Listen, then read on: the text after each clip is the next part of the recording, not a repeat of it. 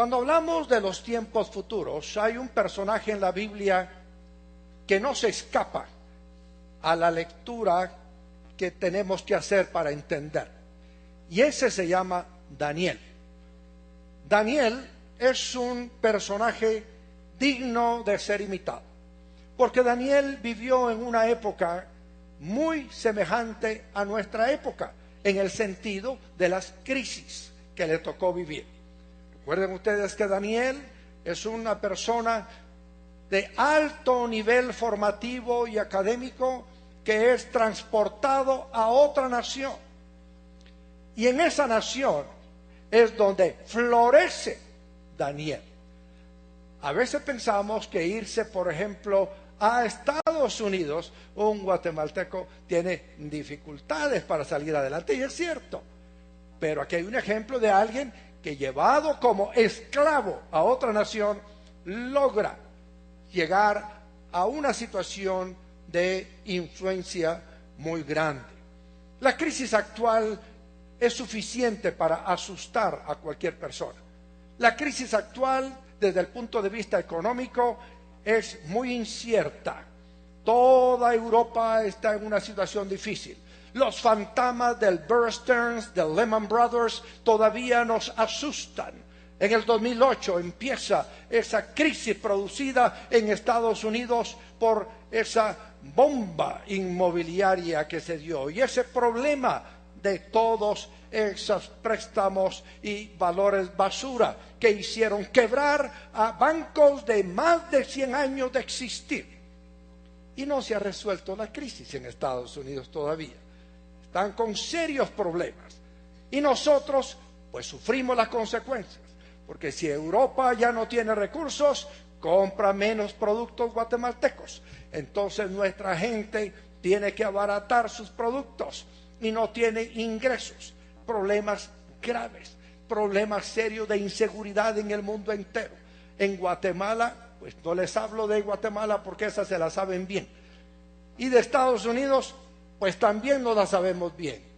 Las universidades con personas que entran a matar. Los colegios y las escuelas secundarias, escuelas medias, igual.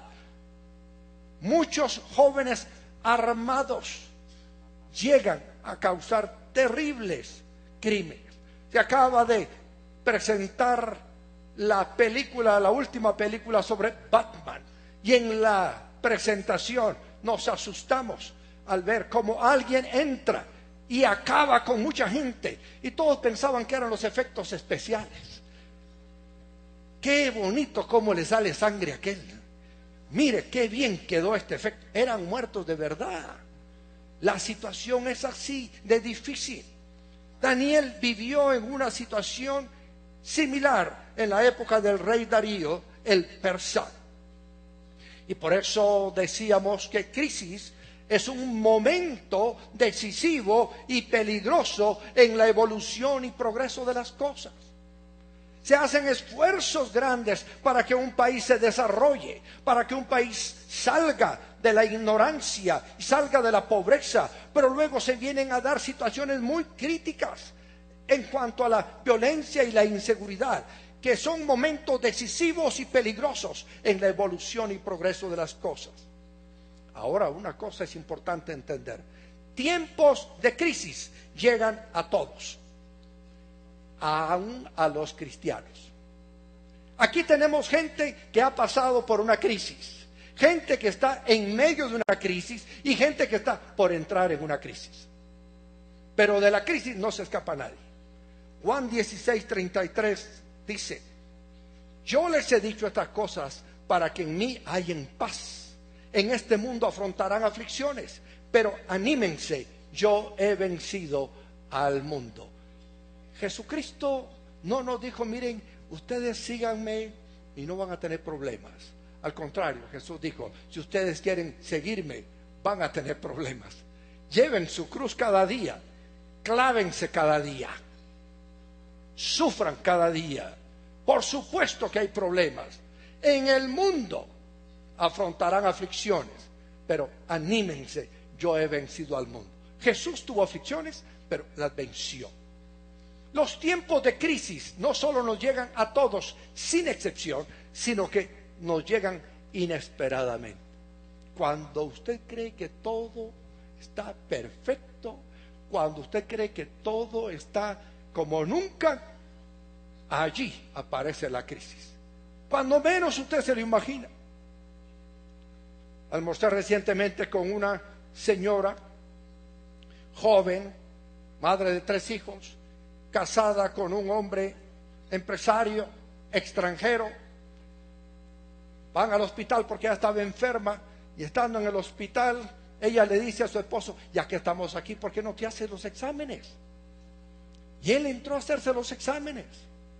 A la hora se murió él, y la pobre señora se quedó viuda con 3 hijos en una situación increíble.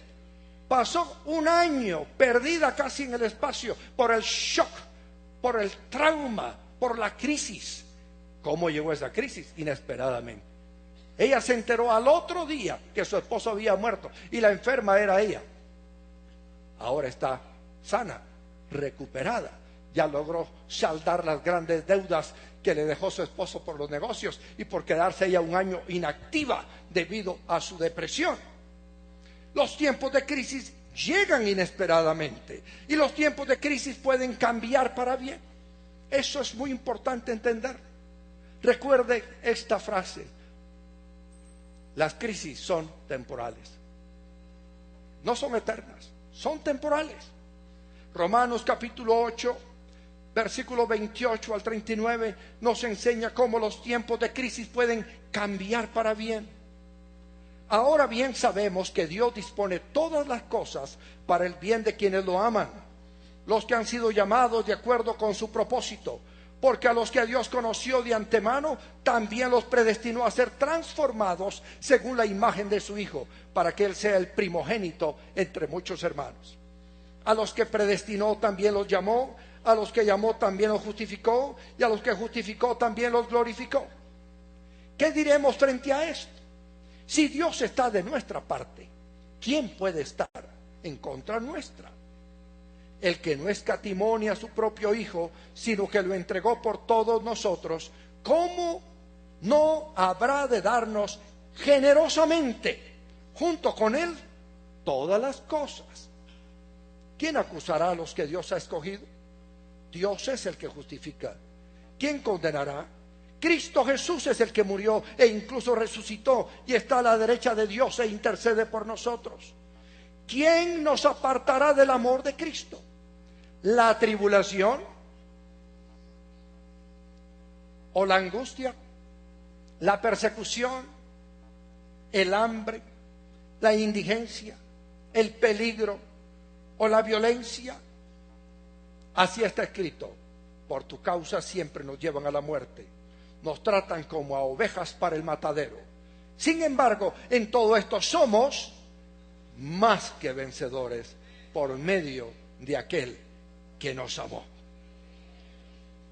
Pues estoy convencido, diga conmigo, estoy convencido de que ni la muerte, ni la vida, ni los ángeles, ni los demonios, ni lo presente, ni lo porvenir, ni los poderes, ni lo alto, ni lo profundo, ni cosa alguna en toda la creación podrá apartarnos del amor que Dios nos ha manifestado en Cristo Jesús nuestro Señor. Venga lo que venga, mi hermano, pase lo que pase, no nos apartarán del amor de Cristo. Y por eso es importante que usted entienda que el justo por su fe vivirá. Y eso quiere decir por su convicción. Hay muchas veces que sentimos cosas bellas en la presencia del Señor, pero la mayoría de las veces lo que sentimos son cosas feas en la vida. Sentimos temores, inseguridades, incertidumbre, ataques, amenazas, pero solo aquel que está convencido sienta lo que sienta, venga lo que venga, pase lo que pase, permanecerá hasta el fin. Y somos más que vencedores por medio de aquel que nos amó en Cristo Jesús. Así que aquí van unos consejos prácticos para usted, porque la Biblia tiene que ser no solo leída, tiene que ser practicada, tiene que ser aplicada a nuestra vida. De lo contrario, deja de ser relevante. Número 1, use la crisis para descubrir quién es usted verdaderamente. Es solo cuando estamos en una crisis que sale de nuestro interior lo que realmente somos. Uno de los discípulos más cercanos de Jesús fue el apóstol Pedro. Y Pedro se jactaba de que él nunca iba a dejar a Jesús. Pedro decía: yo siempre voy a dar mi vida por ti. Señor, aunque todos te dejen, yo nunca te dejaré. Sin embargo, ¿qué fue lo que hizo el apóstol Pedro cuando la cosa se puso color de hormiga? Jesús se lo dijo: Pedro, tú me vas a negar. Señor, yo no te voy a negar. Y a la hora, ¿qué fue lo que hizo? Lo negó. Es fácil decir yo no te voy a negar cuando todo está bien. Pero es difícil mantener esa convicción cuando todo está mal. Es fácil cuando su negocio va viento en popa, sus proveedores le mandan todo lo que usted quiera sin problema, sus clientes le pagan a usted al tiempo y usted está recibiendo utilidades de todo su negocio. Pero qué difícil es cuando le embargan su empresa por falta de pago, cuando usted tiene que despedir a la gente y cuando usted no tiene ni para la gasolina de ese día. Ahí es cuando empieza a complicarse la cosa. Por eso, en medio de la crisis, tenemos que llegar a conocernos. Pedro tuvo que llorar. Lloró Pedro cuando el gallo cantó y dijo: el maestro me lo dijo, que lo iba a negar 3 veces antes de que el gallo cantara. Y entonces miró a Jesús, que estaba allí, atado al poste del patio de la casa del sumo pontífice, y Jesús lo vio. Ustedes saben que uno con los ojos habla. Con los ojos uno da una mirada de rencor, una mirada de desprecio o una mirada de misericordia y de amor. Y Jesús, cuando lo miró con la mirada, le dijo: no te preocupes, Pedro, no pasó nada, yo ya lo sabía, pero tú vas a ser restaurado y tú vas a ser un instrumento en las manos de Dios para la iglesia en este mundo. Es en la crisis cuando usted se da cuenta de lo que es. Es cuando se muere su papá y queda como a disposición el patrimonio del papá. Ahí es cuando se ve realmente cómo son cada uno de los hijos. Ahí es cuando empiezan a uno a quitarle el anillo por razones sentimentales. Ahí es cuando decimos nosotros: a la gente le sale el cobre. Es cuando hay una discusión acalorada, que usted se conoce a sí mismo, porque usted no se imaginaba que usted le iba a dar una trompada al otro. Ahí empieza usted a conocerse tal y como es. Conózcase. 1 Corintios 11:18 dice: en primer lugar, oigo decir que cuando se reúnen como iglesia hay divisiones entre ustedes, y hasta cierto punto lo creo. Sin duda, tiene que haber grupos sectarios entre ustedes para que se demuestre quiénes cuentan con la aprobación de Dios. Solo cuando se manifiestan esos grupos sectarios se nota si nosotros contamos con la aprobación de Dios o no. Use la crisis como testimonio de la gracia de Dios. Ejemplo: Juan 8:1 dice: la mujer sorprendida en adulterio. Este es el caso. Jesús se fue al monte de los olivos. Al amanecer se presentó de nuevo en el templo. Toda la gente se le acercó y él se sentó a enseñarles.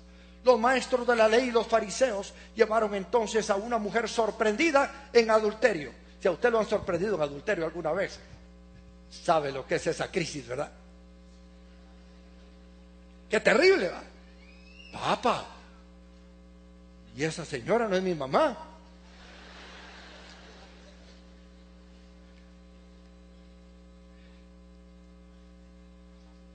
Sorprendida en adulterio.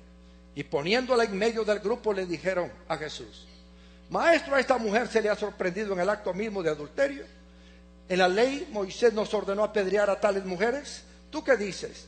Con esta pregunta le estaban tendiendo una trampa para tener de qué acusarlo, pero Jesús se inclinó y con el dedo comenzó a escribir en el suelo.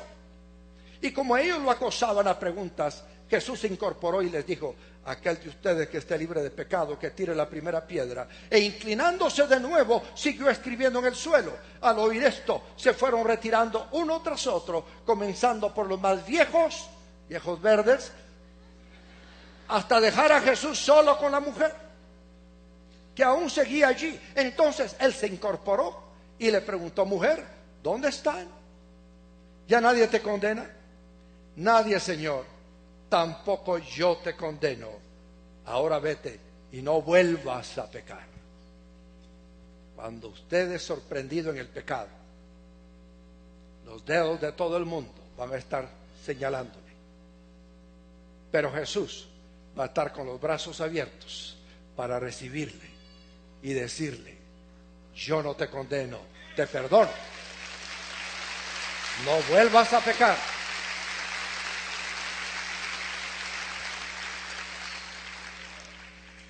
Es muy fácil señalar a la mujer y al hombre sorprendidos en adulterio, pero es muy difícil perdonarlos, restaurarlos. Pero eso fue lo que hizo Jesús con Pedro. Lo perdonó, lo amó, lo restauró. Eso fue lo que hizo Jesús con la mujer sorprendida en adulterio. No la alcahueteó, sino que le dijo: te perdono. Y la última frase es la clave: no vuelvas a pecar. Dígale a su vecino: no vuelvas a pecar.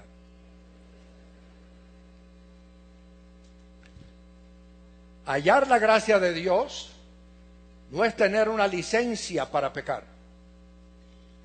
Estar bajo la gracia de Dios no es tener un permiso divino para pecar, confesarse, ser perdonado y volver a pecar.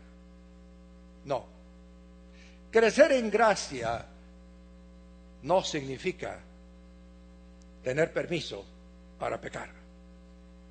No vuelvas a pecar, es el consejo de Jesús. Dios ama al pecador, pero aborrece el pecado. Y dice la Biblia que Dios es lento para la ira, pero eso no quiere decir que nunca sea ira. Lento para la ira quiere decir que hay un momento en que el Señor explota y el juicio cae y ya no hay remedio. Así que, siguiente consejo: use la crisis para acercarse a Dios en vez de alejarse. Crea en Dios.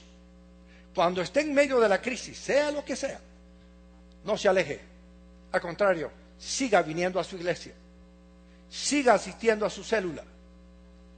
Humildemente reconozca su debilidad, su pecado, su fracaso, pero no se aleje, porque todo leño que se saca de una fogata y se aleja, se apaga. Eso fue lo que Adán y Eva hicieron cuando pecaron: se alejaron. Y al alejarse, el Señor los fue a buscar, porque el Señor nos ama. Él no envió a Jesucristo para que seamos condenados, sino para que seamos salvados. Por eso nos busca. Amamos a Dios porque Él nos amó primero. Así que use la crisis para acercarse a Dios en vez de alejarse. Crea en Dios. Ahora leamos Daniel 6. Y veamos el ejemplo de Daniel. Dice en el versículo 1 de Daniel 6, para el control eficaz de su reino, Darío consideró prudente nombrar a 120 sátrapas y 3 administradores, uno de los cuales era Daniel. Estos sátrapas eran responsables ante los administradores, a fin de que los intereses del reino se vieran afectados. Y tanto se distinguió Daniel por sus extraordinarias cualidades administrativas, que el rey pensó en ponerlo al frente de todo el reino. Si algo necesitamos hoy en nuestros gobiernos, es gente como Daniel, gente con extraordinarias cualidades administrativas, que esté al frente de todo gobierno para administrarlo bien. Versículo 4.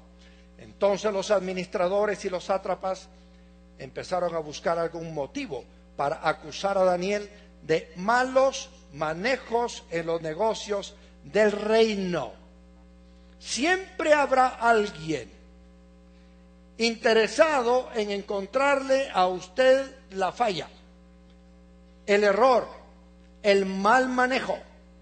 Y por eso es importante que nosotros seamos como Daniel, excelentes administradores de lo que nos encomienden las empresas privadas, las públicas, y que podamos nosotros estar íntegros en todo lo que hacemos. Me impresiona que dicen, sin embargo, no encontraron de qué acusarlo, porque lejos de ser corrupto o negligente, Daniel era un hombre digno de confianza. Por eso concluyeron, nunca encontraremos nada de qué acusar a Daniel, a no ser algo relacionado con la ley de su Dios. ¿Qué diéramos por tener esta clase de personajes en nuestros gobiernos, verdad? ¿Será posible que lleguemos a tener esos personajes? Yo creo que hay muchos ya en las instituciones públicas y o privadas que están tratando de seguir este carácter que nos da Daniel. Gente íntegra, gente que no es corrupta, gente que no es negligente. Qué importante es buscar gentes con este carácter. Pero sigue diciendo, formaron entonces los administradores y sátrapas una comisión para ir a hablar con el rey. Y estando en su presencia le dijeron que viva para siempre su majestad el rey Darío.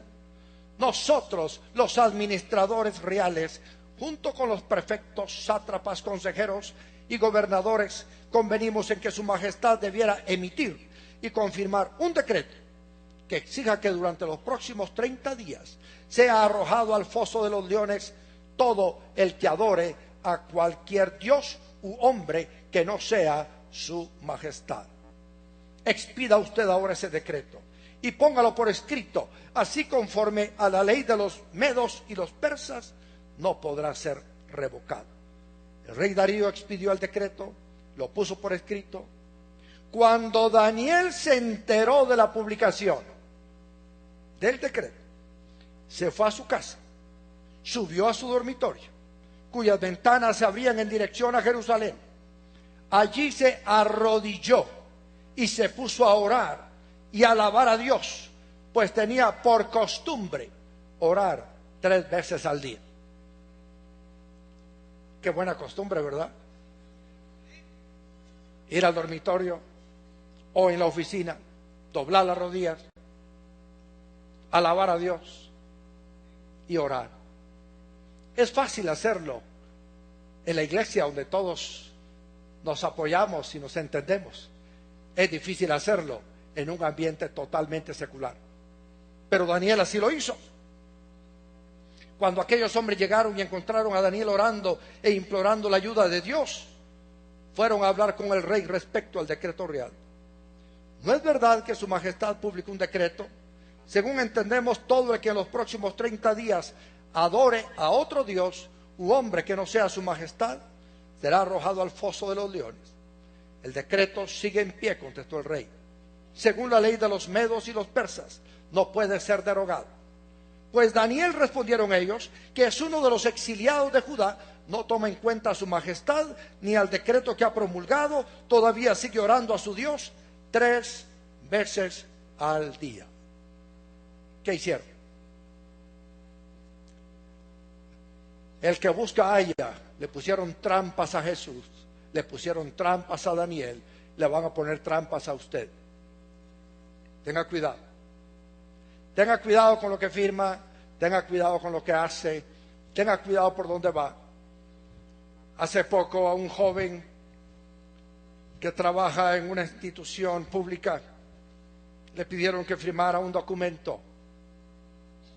Y él dijo, yo no estoy autorizado para firmar esto. Esto lo firma fulano, yo no estoy autorizado.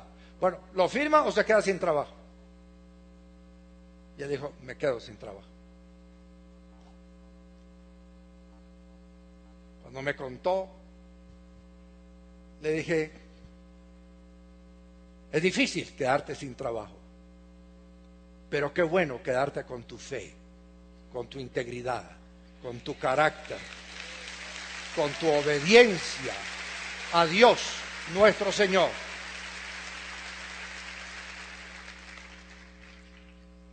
Dios no te va a dejar. Hace 3 días me enteré que autoridades superiores a la persona que lo quiso hacer caer en la trampa, lo mandó a llamar y le dijo, usted no se puede ir de acá, aquí está su trabajo otra vez, lo vamos a reasignar.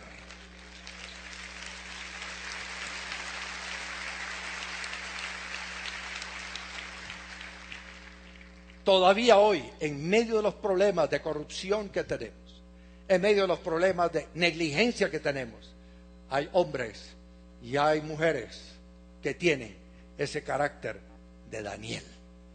No son corruptos, no son negligentes y aman a Dios, aunque les cueste el puesto en algunos casos.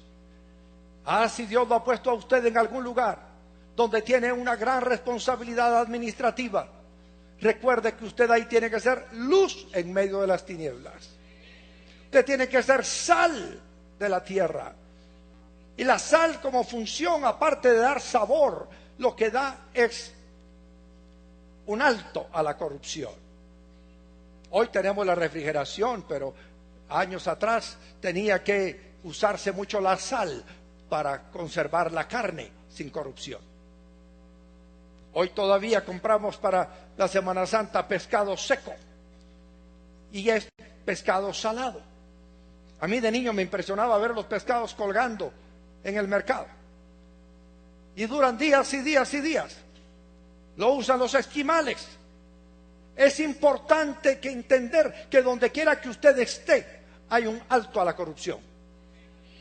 Sí, señalamos al gobernante, señalamos a todo su equipo, señalamos a cualquier gente de corrupción, pero hay muchos que no han caído en un pecado porque no han tenido la oportunidad de caer en ese pecado.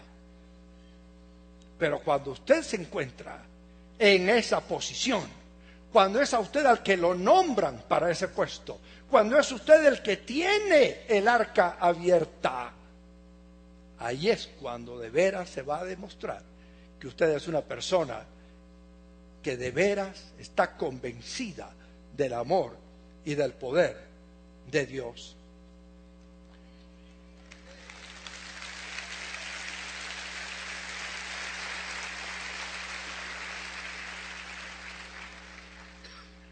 El rey, versículo 14, dice que cuando el rey escuchó esto, se deprimió mucho. Él sabía quién era Daniel. Él conocía el carácter de Daniel, pero sabía que le habían puesto una trampa. A él mismo se la pusieron, al rey lo obligaron a hacer un decreto para obligar a Daniel a quebrantar ese decreto. Cuando el rey escuchó esto, se deprimió mucho y se propuso salvar a Daniel. Así que durante todo el día buscó la forma de salvarlo, pero aquellos hombres fueron a ver al rey y lo presionaron. No olvide su majestad que según la ley de los medos y los persas, ningún decreto ni edicto emitido por el rey puede ser derogado. El rey dio entonces la orden y Daniel fue arrojado al foso de los leones. Allí el rey animaba a Daniel: que tu Dios, a quien siempre sirves, se digne salvarte. Cuando el rey sabe que usted siempre sirve a Dios, quiere decir que usted ha dado un buen testimonio en el palacio. Hay gentes que cuando son promovidas a un puesto en el palacio, se olvidan del Señor. Están muy ocupados, tienen demasiados compromisos y se alejan del Señor y se apagan y se olvidan de hablar de Cristo. Yo le quiero animar a usted que si Dios lo lleva a usted a cualquier palacio, si Dios lo lleva a usted a la cumbre del éxito, si Dios lo hace a usted un hombre famoso, un hombre rico, un hombre poderoso e influyente, jamás se olvide de servir a Dios. Siempre, esté donde esté.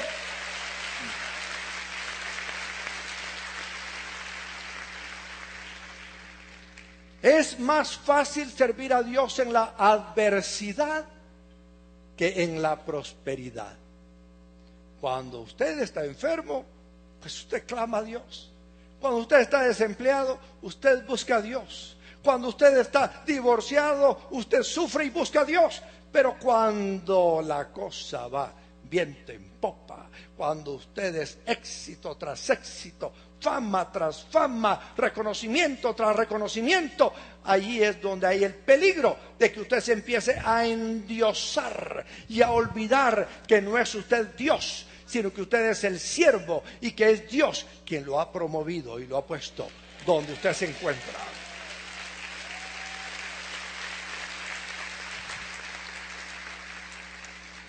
Dios nos está bendiciendo extraordinariamente. Sí, Dios nos ha dado recursos que jamás hemos visto en nuestras congregaciones en el país.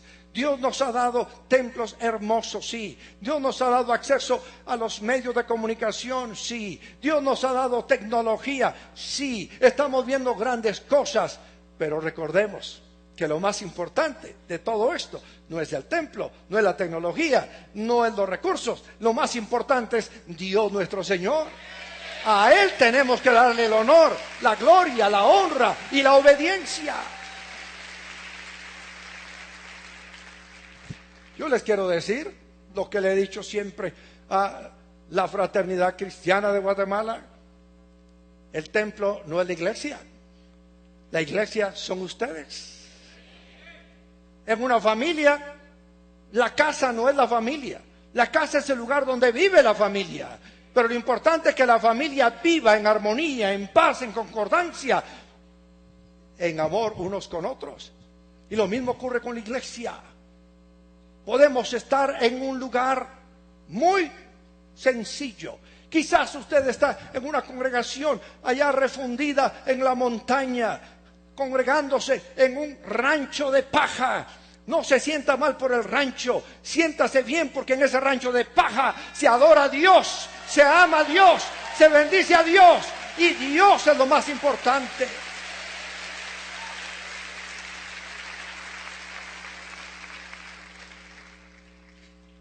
Sí, Daniel fue llevado de la esclavitud a la eminencia, pero allí empezó Daniel a sufrir las consecuencias, el ataque,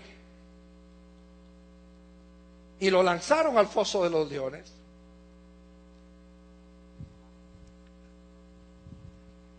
Puede ser que a usted lo lancen al foso de los leones.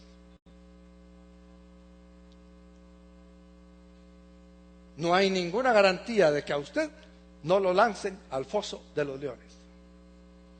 A Daniel lo lanzaron al foso de los leones. Y la lógica decía que se lo iban a comer. Eso es elemental, mi querido Watson. los leones se lo iban a comer. Esa era seguro la destrucción de Daniel. Pero cuando el rey le dijo que tu Dios, a quien siempre sirves, se digne salvarte, el rey tenía confianza en el Dios de Daniel. Dice, trajeron entonces una piedra, con ella taparon la boca del foso. El rey lo selló con su propio anillo y con el de sus nobles, para que la sentencia contra Daniel no pudiera ser cambiada. Luego volvió a su palacio y pasó la noche sin comer y sin divertirse, y hasta el sueño se le fue. Y esto pasa cuando usted hace algo que no es justo, aunque sea legal. No es justo, aunque sea legal. Tan pronto como amaneció, el rey se levantó, fue al foso de los leones. Ya cerca, lleno de ansiedad, gritó, Daniel, siervo del Dios viviente, ¿pudo tu Dios, a quien siempre sirves, salvarte de los leones?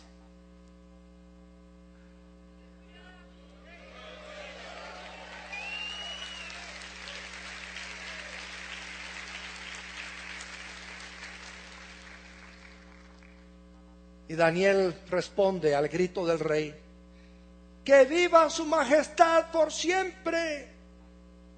Contestó Daniel desde el foso, mi Dios envió a su ángel y le cerró la boca a los leones.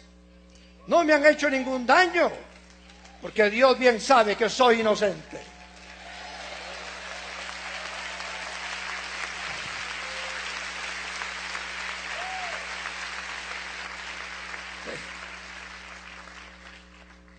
Es probable que algunos de nosotros nos lancen al foso de los leones.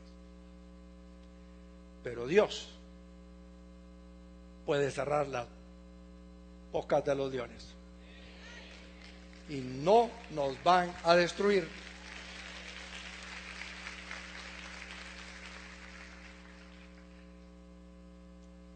Quizás usted nunca los mire, pero los ángeles están a su alrededor. Quizás usted no tenga en su presupuesto ahorita para pagar un aparato de seguridad como se requiere hoy en algunos países, pero aunque usted no lo sepa, lo tiene. Usted tiene seguridad celestial.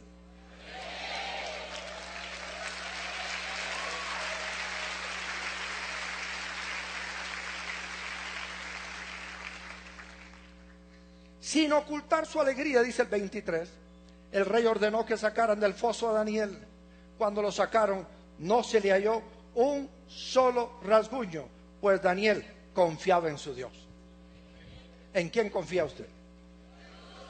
¿Confía en el rey? El rey lo va a meter al bote. Si su confianza está en el presidente, él lo va a meter al bote. ¿Por qué? Porque hay cosas que tiene que hacer legales,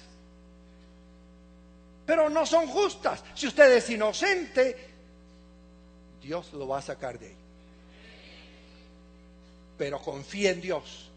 No confíe en hombre. La Biblia dice, maldito el que confía en brazo de hombre. Su confianza no debe estar puesta en un hombre o en una mujer. Su confianza debe estar puesta siempre en Dios nuestro Señor. Siempre.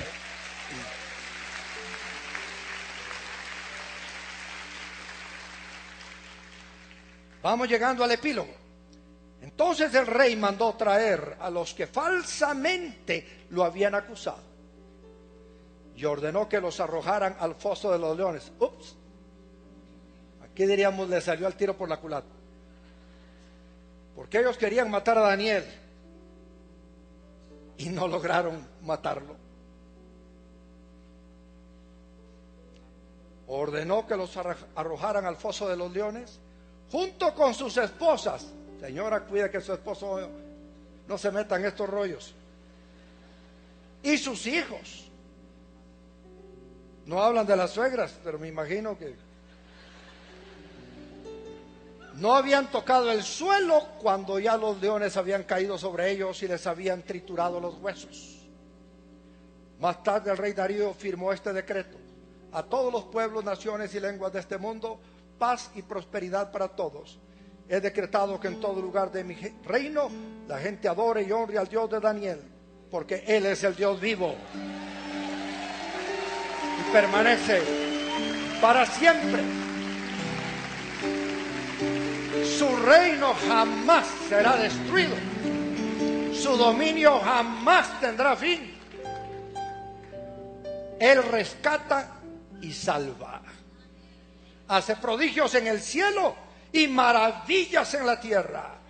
Ha salvado a Daniel de las garras de los leones. Y aquí está el final feliz que todos queremos en nuestra vida.